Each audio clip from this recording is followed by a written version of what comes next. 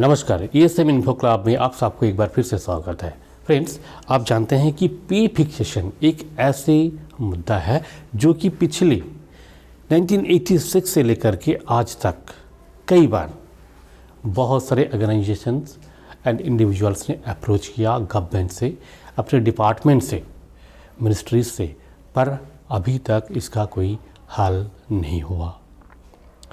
Yes, मैं पे fixation for re-employed एक serviceman belongs to JCS work category, इनके बात कर रहा हूँ। देखिए, जैसे कि CCS का पे फिक्सेशन ऑर्डर्स है, RP रूल्स है, इसके हिसाब से सभी री-एम्प्लॉयड पेंशनर्स जो कि बिलो गजेटेड ऑफिसर्स रैंक है, बिलो गजेटेड ऑफिसर्स रैंक है, उनको पे फिक्सेशन लागू है एज पर इनिशियल पे of the री-एम्प्लॉयड post.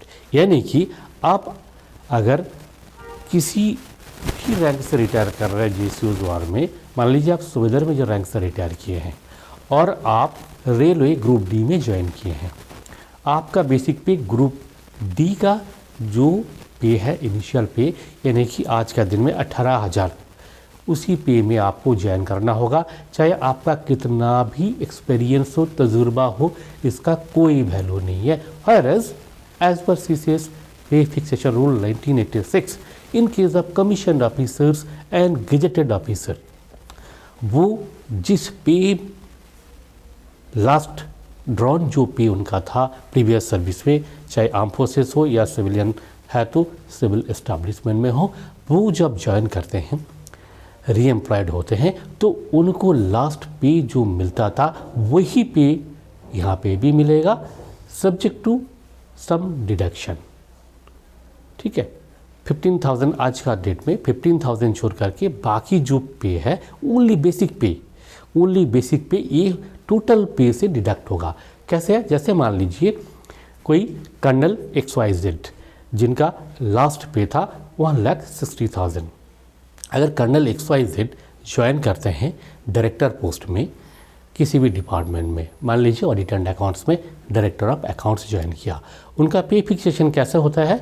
1,60,000 plus HRA plus DA plus other allowances जैसे ट्रांसपोर्टेशन अलाउंस, सभी अलाउंसेस सब मिलकर मान लीजिए उनका टोटल आ गया 3 लाख समथिंग। तो उनका पे फिक्सेशन कैसे होगा? कितना पे ड्रॉ करेंगे? 3 लाख समथिंग, उसमें से डिडक्शन होगा उनका जो पेंशन है वो भी 15,000 छोड़ करके, तो उनका पेंशन सीधा कितना होगा? 1,60,000।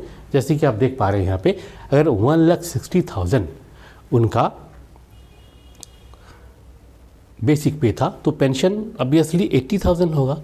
तो 80,000 से 15,000 और छोड़ दीजिए, वो इग्नोरेबल पोर्शन है, तो कितना रह गया? 65,000। ये 65,000 3,20,000 जो मैंने बताया उनका टोटल पे बन रहा है री-एम्प्लॉयड पोस्ट में, 3,20,000 से उनको ये केवल मात्र डिडक्शन होगा 65,000, यानी कि लगभग 2,55,000 इनको हाथ में नेट सैलरी मिलेगा। अब देखिए, यही सज्जन कर्नल XYZ अगर इनको PB वर्क का तरह इनिशियल पे फिक्सेशन मिलता तो एक डायरेक्टर पोस्ट का 5,400 ग्रेड पे या फिर 6,600 ही मैंने मान लिया, जो भी है उनका जो इनिशियल पे में जो सैलरी उनका बनता वो नॉट मोर देन 1,60,000, कितना भी उनका पे बनता।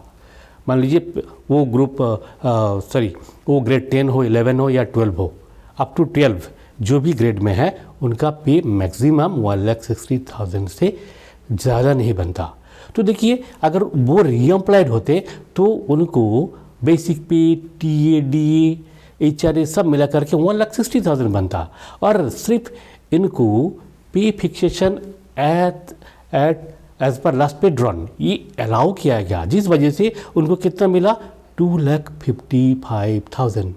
जो पॉलिसी बनाया गया था 1986 में वो सही नहीं है।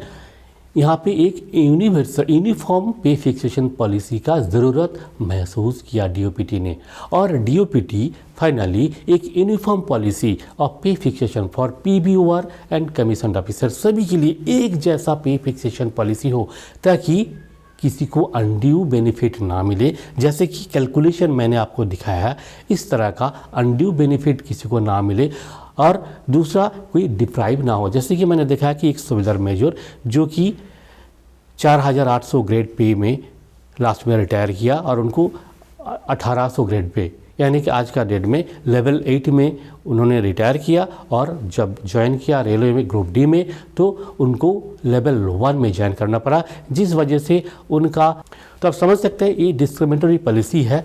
एक तरह आप देख सकते हैं कितना अनड्यू बेनिफिट मिल रहा है, दूसरी तरह जो कि डिप्राइव हो रहा है, कम सैलरी मिल रहा है। तो इस चीज़ को डीओपीटी ने समझा है और एक ड्राफ्ट पे फिक्सेशन पॉलिसी बनाया, और उस पॉलिसी को मिनिस्टर ऑफ फिनांस का पास भेजा गया अप्रूवल के लिए। कई बार भेजा गया, बार बार मिनिस्टर ऑफ फिनांस से वो फाइल, एक बार डीओपीटी, फिर कुछ क्लैरिफिकेशन आता है और वो क्लैरिफिकेशन दे करके फिर दोबारा भेजा जाता है। ऐसे ही 2017 से लेकर के आज तक लगभग 7 साल ऐसे ही चलते रहा, और फाइनली मिनिस्टर ऑफ फिनांस ने उस फाइल को टर्न डाउन कर दिया, ये कहकर कि अगर यूनिफॉर्म पे फिक्सेशन पॉलिसी जैसे कि डीओपीटी ने सजेस्ट किया ऐसे अगर दिया जाएगा तो देखिए ये 4 पॉइंट उन्होंने बताया। फर्स्ट पॉइंट ये है कि due to such and financial implications government exchequer में काफ़ी बड़ा बोझ आएगा। ये पॉइंट नंबर 1। पॉइंट नंबर 2 उन्होंने कहा कि ऑफिसर्स के लिए जैसे 15,000 इग्नोर करते हैं, पीबीओआर के लिए सेम इग्नोर नहीं होना चाहिए। अगर होगा तो पीबीओआर को अनड्यू बेनिफिट मिलेगा, इसलिए proportionate amount of ignorable part of pension decide करना है। तो ये डिसाइड नहीं कर पाए। डीओपीटी का ये जो कहना है कि ऐसे डिसाइड करना पॉसिबल नहीं है, क्योंकि सभी ऑफिसर्स एक ही रैंक से रिटायर नहीं करते हैं। मेजर से लेकर के जनरल तक का जो रैंक है अलग अलग उनका पेंशन अमाउंट है, तो कितना एवरेज परसेंटेज है ये तय करना बहुत मुश्किल है। अच्छा, नंबर 3 पॉइंट ये था कि अगर ऐसे इस तरह का यूनिफॉर्म पॉलिसी बनाया जाएगा, लास्ट पे ड्रॉन में पीबीओआर को बेनिफिट मिलेगा, तो ये एक ल्यूक्रेटिव पॉलिसी होगा, जिस वजह से इंडियन आर्म फोर्सेस से अर्लियर सभी फौज छोड़ के आ जाएंगे, क्योंकि सिविल में एक अच्छा उनको बेनिफिट मिलेगा, उनका ये कहना है।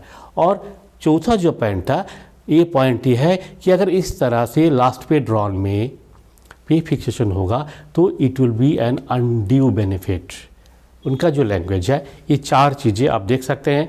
ये डीओपीटी का जो नोटिंग सीट है उस नोटिंग में जो बताया आप देख सकते हैं स्क्रीन पे, ये 4 पॉइंट्स है। यही 4 पॉइंट का वजह से आज वो फाइल टर्न डाउन हो गया।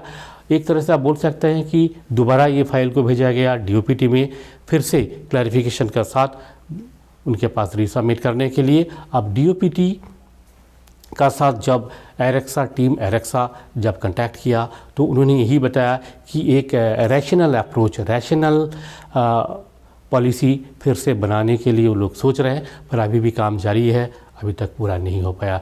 सो फ्रेंड्स, पे फिक्सेशन के बारे में यही था अपडेट। अगर आगे कुछ आएगा तो हम कोशिश करेंगे आप तक इसको पहुंचाने के लिए। आज के लिए इतना ही। नमस्कार, जय हिंद, जय भारत।